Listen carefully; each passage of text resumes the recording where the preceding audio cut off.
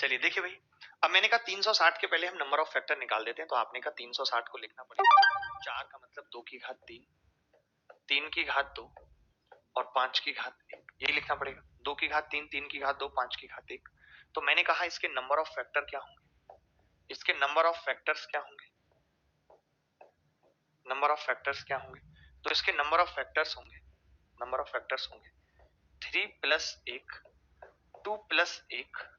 1 plus 1, यानी इसके factor आ गए 4 तिया 12 दूनी 24। अब हमने कहा था कि अगर हमें प्रोडक्ट ऑफ फैक्टर निकालना है, प्रोडक्ट ऑफ फैक्टर निकालना है, तो ये कितना हो जाएगा प्रोडक्ट ऑफ फैक्टर, ये हो जाएगा 360 की घात 24 बटा 2, आधी हो जाएगी, यानी 360 की घात 12। अब ये हो सकता है कि ऑप्शन में आपको 360 की घात 12 को इस तरीके से लिखा हो, तो ये 2 की पावर कितनी होगी, पावर 12 करूंगा, 2 की पावर 36, 3 की पावर 24, 5 की पावर 12, ऐसे भी लिखा मिल सकता है कि ये इसका क्या है, प्रोडक्ट ऑफ फैक्टर है, ये इसका क्या है, प्रोडक्ट ऑफ फैक्टर है।